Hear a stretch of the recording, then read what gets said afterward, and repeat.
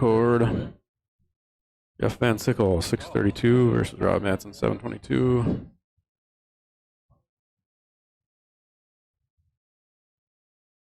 So again, anybody that's watching that don't know, Rob won the 8-ball. It's a heck of a leg by Rob. Here's a shot, picture, and the results from yesterday's 8-ball.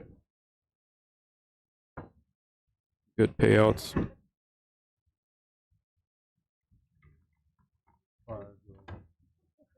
Here's a shot of some of the past winners. You can scan through it quick. It goes back to 1982. A lot of ex-professionals back then. Greg Fix, Russ Lee, Jimmy Wetch, Pro Tour players on the Camel Tour back then. Good players all the way throughout the years here. Tough event.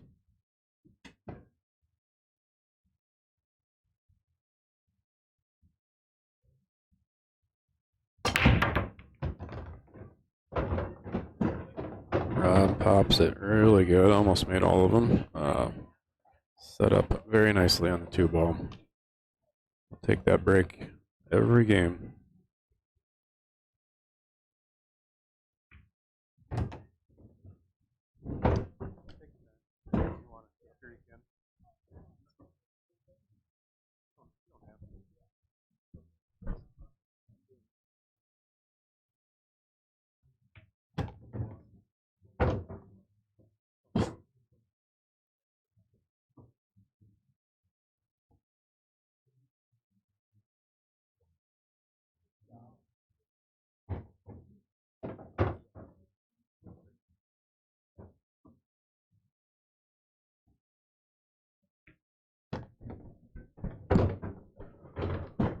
All right, Rob, quick work.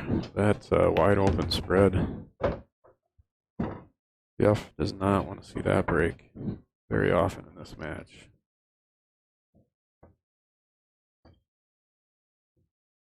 Rob wants to see it again and again.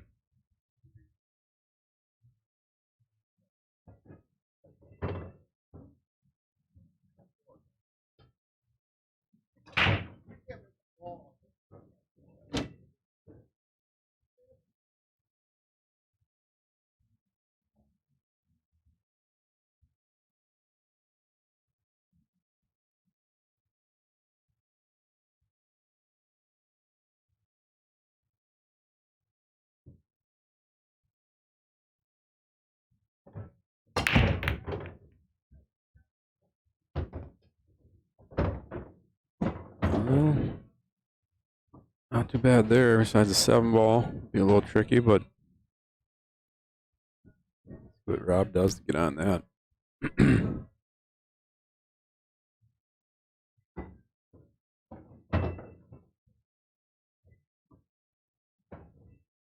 Best is to be on that rail by his hand over there so he can go 3-rail shape on that 7, which he's leaving himself an angle on the 3 so he can drift over to that rail. That makes the most sense on getting on that 7. Tried to hit it soft. I think he's going to come out too far. Oh, he's got a straight draw.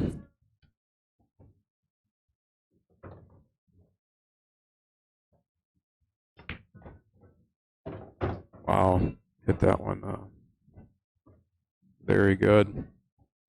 Natural, probably 3 rails here, I'm assuming. Unless he can kind of kill it 2 rails. Yeah, 2 rails. It's pretty straight there.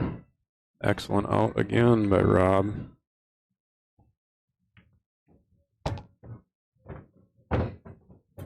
Jeff gives him that 9-ball. I think he's safe doing that.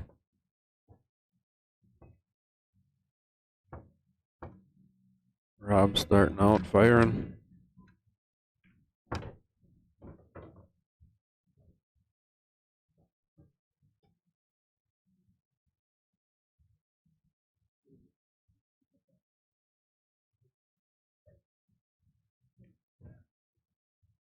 So Jesse just made a 9-ball. So I believe that puts Jesse on the hill over there against Junior. He's up 6-1 against Junior.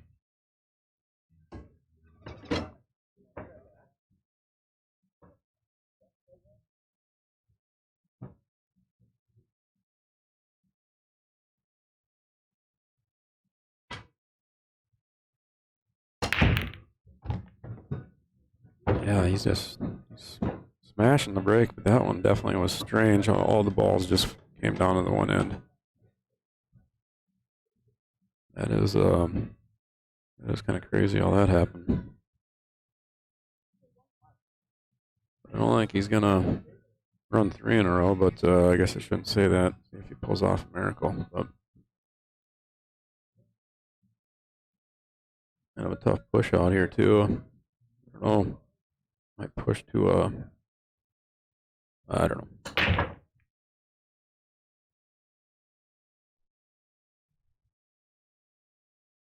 So match between JD and Mario started. Somebody's up 1-0.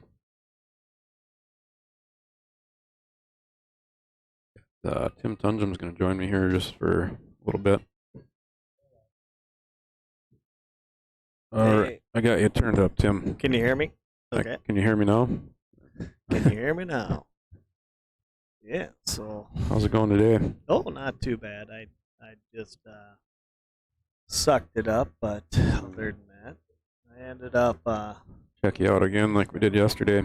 Yeah, I played Rory my first match, and I had some opportunities and just did not execute.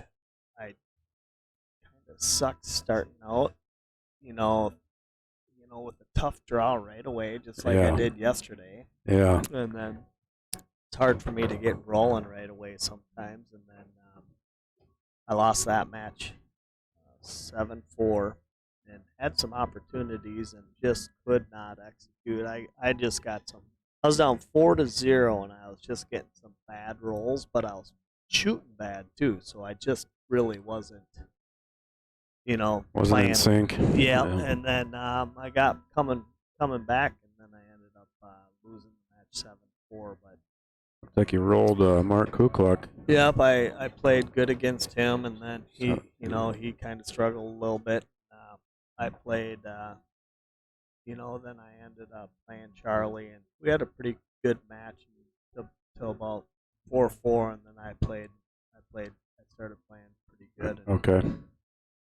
But and then I lost out to Rob, and 7-4. Yep, I was had some opportunities, just a couple little mistakes. I miscued on a draw shot. I under an easy table shape up table one game. All I had to do was get past the side pocket of anywhere on the end of that table, and I come up short. And I'm just like, yeah, just frustrating. But yeah, that's the way it goes. I really did not have a lot of preparation time coming into this, so I didn't expect a lot. But I still, sometimes I can just all of a sudden just click and get rolling. And right. Once you get rolling, you can just start. Yeah.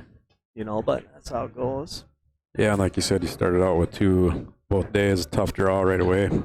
That's tough when you're not, feeling 100% or. Yeah, I was.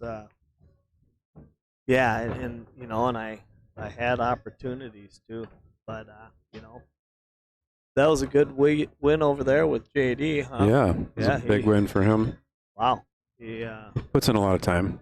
Yeah, he does. He's no slouch, that's for sure, right? Nope, he's really he's coming around with his game, and he's playing. Really works at it.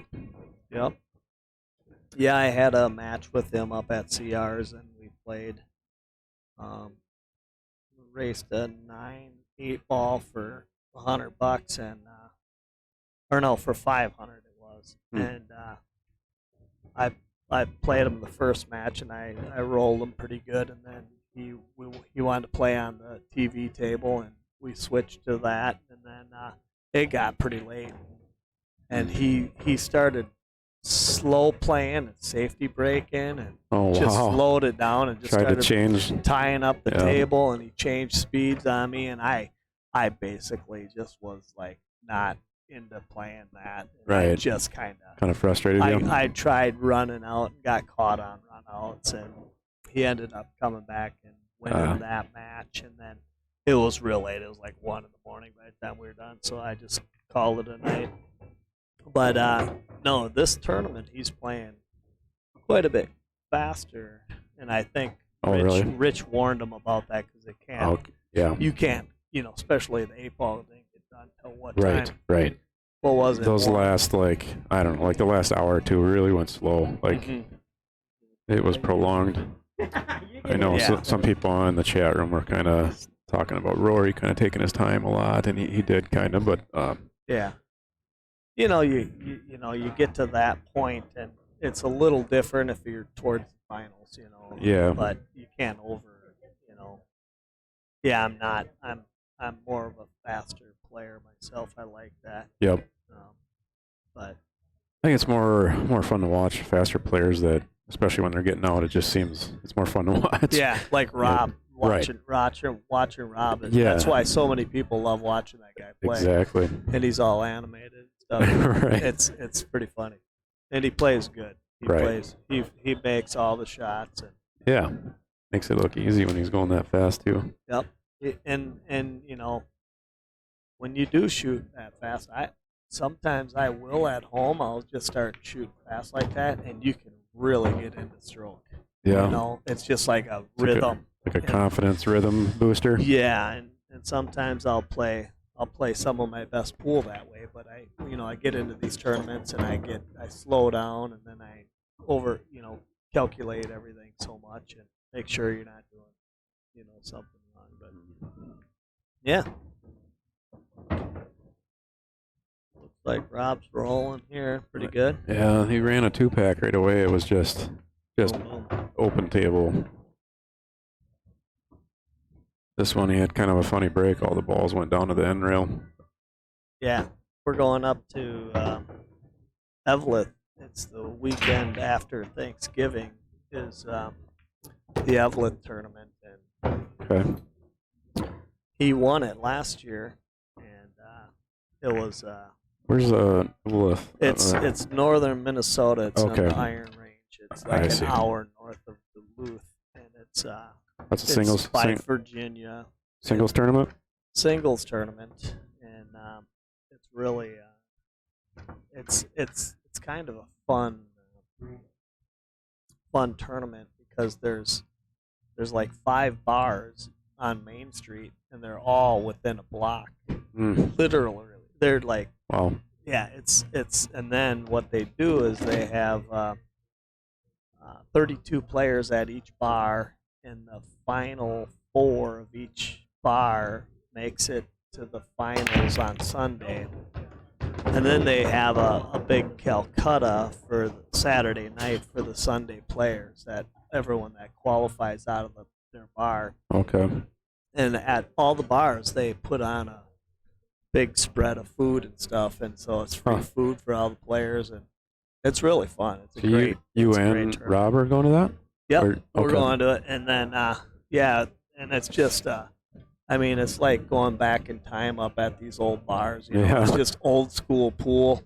The balls are just crappy. Well, it's kind of funny. You two are going to these bars, and you don't drink for one. Yeah, we don't. Neither of us drink. Right. So we're like going to these bar tournaments. And I'm sure there's a lot of guys just drinking, partying. Oh yeah. All of them, yeah. I mean, the one guy, there's Hilty up there. He's a wild bastard, and he's gambling like crazy. He's betting, me and Rob 100 a game, and just like nothing. Just doesn't care. He doesn't. He plays. He's there to have fun. Yeah. Got money to spend. Yeah, so it's actually a pretty good time. But Seco grew up in Evelette, so he's from Evelette, and so he's invited me to go up to that tournament for many years. I think I remember seeing that on social media or something. Okay, yeah, I posted stuff on it years ago or in something. the past, and Seco. He's probably played in that many times. He's played it like he's a legend up there. You know? And so Seco would go up there every year with me. And the last couple years he hasn't with COVID, and he's not going up this year either. Okay. But he's invited me up to that tournament. Finally, about 10 years ago, I said, okay, I'll go up there. I just didn't want to go up there because it's a long ways for a race to 3. Yeah. And the conditions, the playing conditions are terrible. It's probably brutal. The balls were really like mismatched Walmart sets and stuff. You can't get a tight rack. The tables are filthy. That's funny. And you don't know if you're going to be playing with a oversized cue ball or a Valley, magnetic ball. And well, the first year I went up with him, we're driving around his hometown where he grew up, and he says, "This is the house I grew up in," and he's telling me all these hockey legends that were in the bar, and he's like, "This guy, he was on the Miracle of on Ice, the championship team. He was the captain." And Wow. it was pretty cool. I met the guy and and got pictures with him and stuff. But there's a lot of pros that still live up in Evelette that are old pro hockey players and stuff, and they've got a rich history up there. That's why the Hall of Fame's up there, because there's so many players that come out of that area. Yeah. But I went up there very first year with them, and I win the tournament. There's like a 128 player field race to 3, and I win the tournament. Okay. Well, he's like, "I can't believe you won that. That's crazy." He's like, "It's so hard to win it." He's won it a couple times, and so I go up with him the very next year and win it again. So I win it back to back, and so it was a lot of fun. But he just couldn't believe that, But Yeah. I got a little lucky in that. Not giving you few props, breaks. huh? You shouldn't be that surprised that. Yeah, you won well, it, right? it's just it is kind of tough. And then Rob comes up and wins it right away. Boom. Oh, did he? First year. But yeah, it's a fun little tournament. The Calcutta in the past has gotten really big. The last couple of years, it just hasn't been real huge. But Chad Falcon has taken over the tournament. Oh, okay. And he brings in better sets of balls and stuff like that. But Okay. It's kind of he's doing a real good job with it. So he does a good job with it. But yeah, it's a great tournament. Oh, overcut. Rob ran that last one out like nothing. Yeah. Well, he finally makes a mistake here. Right. He's human. Yeah, he's been playing good. TJ or Junior lost to Jesse. Jesse Yeah. puts Junior in the 5th, 6th spot. Jeff gives it back to him, but hooks him, it looks like. It looks like it's Oh, you might be able to see a little bit, 2-2 with Mario and JD. Yep. JD's playing good right now. You can tell he's really in a rhythm right now. And Right.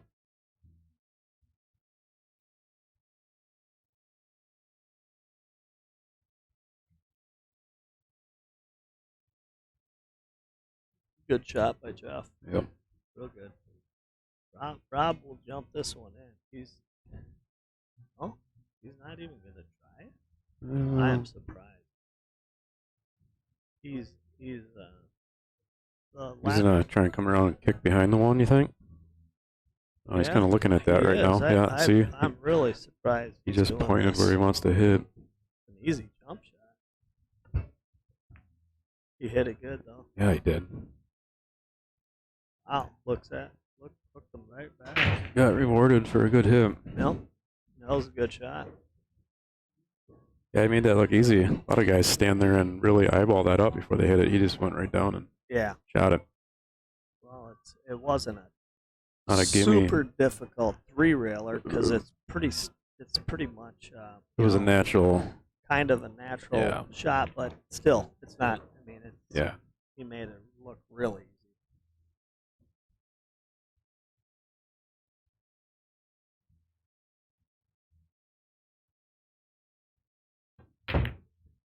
Wow. And he gets the roll. He made the one ball. Yeah. You don't have a shot on the 2 though much.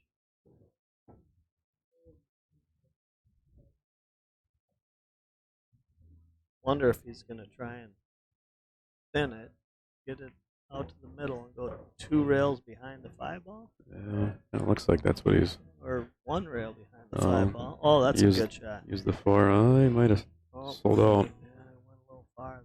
That was a good attempt. That was a great idea there. Right. Kind of got unlucky to not hook him. Yeah, he went a little far. I don't know if Rob's going to attempt to cut this in. He might want to try and cut it. If he overcuts it, he'll be safe. Yeah. If he, looks like he's going right at the ball. Going bank? Must be bank safe. Oh, yeah. Wow. He might come right out in that window. Yeah, he did. Wow. Yeah. Yeah, Rob's Fargo, he's up to 722. Yeah. He's playing good. I think that they turn in the Fargo scores. Yeah, they do. Yep. They do. I asked Rich yesterday. Oh no. God, oh, look at that. oh no. And he hooks himself. Still hooked himself.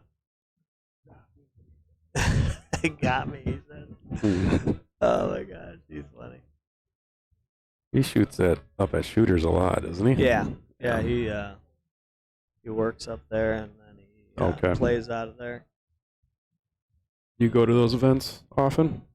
Not a lot of. I mean, once in a while I'll pop into the Monday night Shooters 9-ball, which is usually a pretty tough tournament. That's just straight up, right? Not handicap? Open, yep, open 9-ball at Shooters Monday nights. It always draws good players. Good players. Gene's there a lot, and Ben plays out of Shooters. He plays good.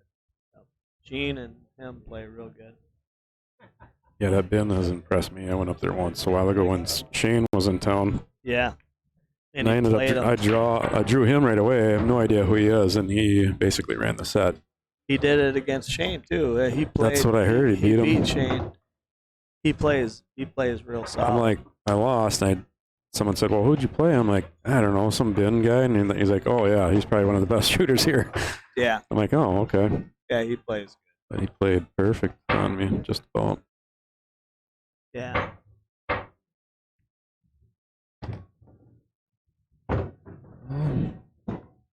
Oh, Robbie's up 5-0 here. Stroking him in. Tough spot for Jeff to be in.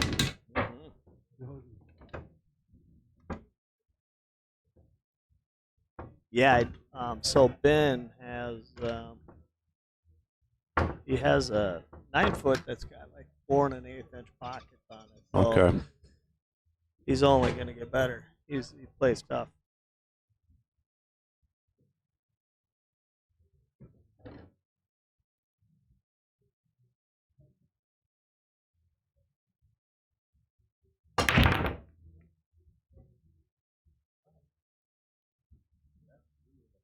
Oh.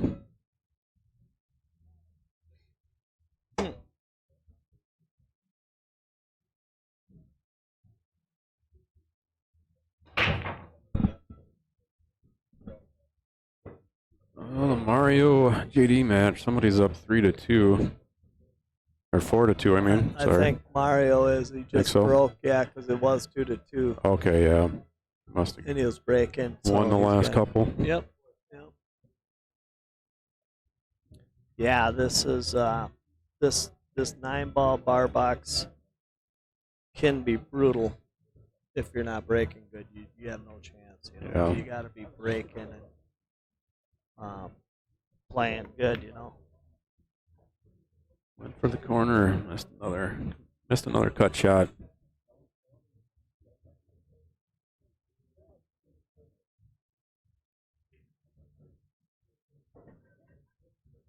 Well, Jeff's got to do something here to get back in this match.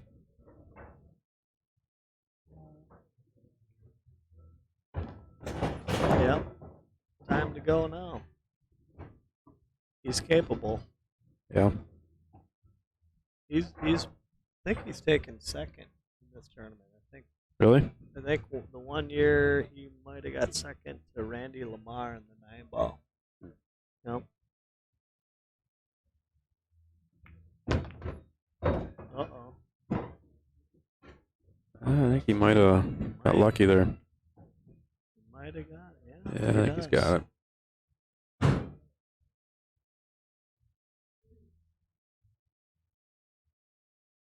I called the mountain man when I walked by him earlier.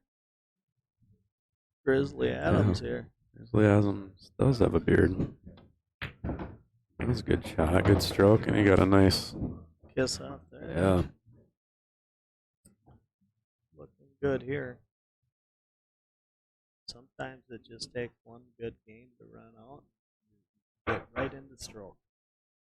And when you're down like this, sometimes you gotta come with it. So you just fire everything, and you know it's crunch time. You can just get rolling, but.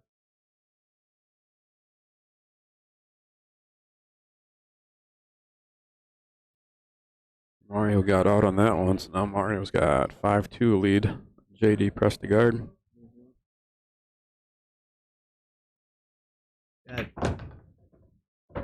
We really only got 2 matches going right now? Yeah, it makes sense, I guess. Now's when it kind of slows down a little bit, I guess. Yeah. Johnny's hanging in there. He's at 750. Nice. Tried to pull out some. Get out of there. No. No. Wow. Dude. Oh, no. That's brutal. Yeah, it is. That's tough. That was his chance. Yep, it was.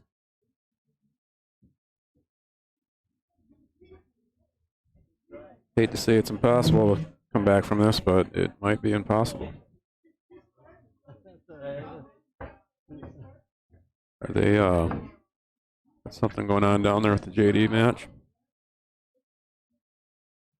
They're just arguing over the rack. Over That's why I say just rack your own. I think Rich wants to stay to the traditional rules, but times have changed with the rack. It's down to a science reading the rack and knowing how they're gonna break and how to. It's just. I'm sure they wouldn't switch to a magic rack, but personally, I just think every table should have a magic rack on there for a 9-ball event. Yeah, it's just too easy. You're not manipulating the rack though, using the magic rack. But the corner ball goes every time. So it's basically, you can start soft breaking, I guess. And BCA. I played at the BCA event, and they didn't have a magic rack for that. They did. The BCA 9-ball singles. If you could use the magic rack if you wanted. Oh, really? So I'm like, this is like. The corner ball goes at a medium speed, breaking from the side every time. Yeah. It's like, it's. And Guy, I think you're correct with your comment here in the chat room where you do rack your own, then you got to take away the top 2 pockets for the 9. It would make sense, right? Yeah.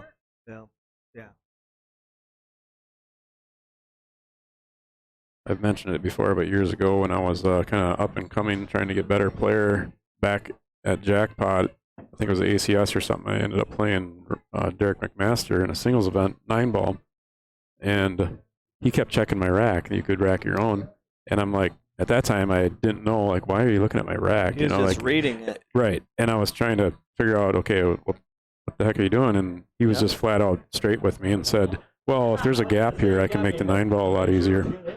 And he made like 3 9-balls that match, so really? Apparently I was not doing a good job for myself. Oh my gosh, that's hilarious. But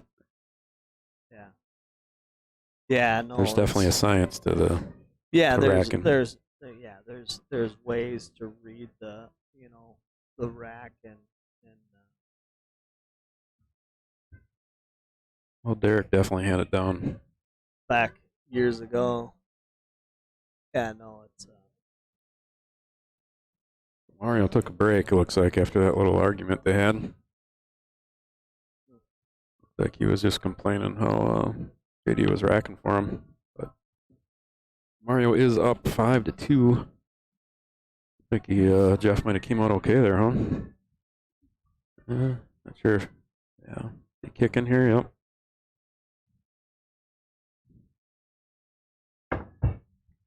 Wow.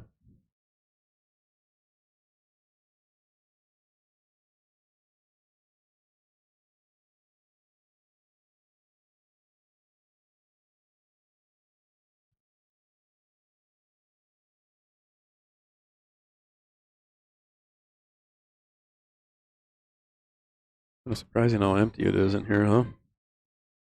Yeah. Not a lot of fans today. No, everyone's hungover. Right, like you were saying, everyone goes all out on Saturday. Yeah, it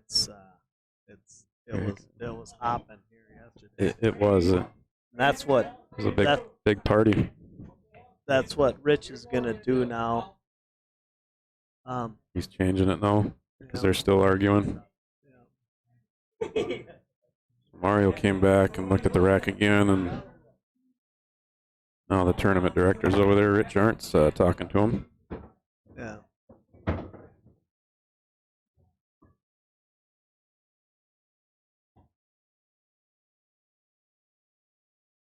What is Rich gonna rack for him now? He's gonna rack, but I think JD don't want Mario to look at to read the rack. Okay, But you think that's what he's arguing I about? think he's in. Well, Mario doesn't like the rack for one, right? Well, JD doesn't want him to look at it. Is that the case? I don't know. I'm not sure. Well, I don't think he's racking them like JD wants, or like JD might be. There might be a gap or something, and Mario's not. Yeah. Oh, Mario's looking at the rack after Rich racked. Right. And he just wants the front three tight, and he told Rich. Yeah, he just pointed at the one ball. He says, "I just want the front three tight," and JD's complaining that he can ask for that, which is you want to be able to have the front three tight. That helps you control your cue ball. It's not fair to not have it tight. Right. They break better. It's a legitimate question just to ask for that. Yep. But, Well, Rob's going to whitewash Jeff here, huh? Yeah. Robbie. 7-0.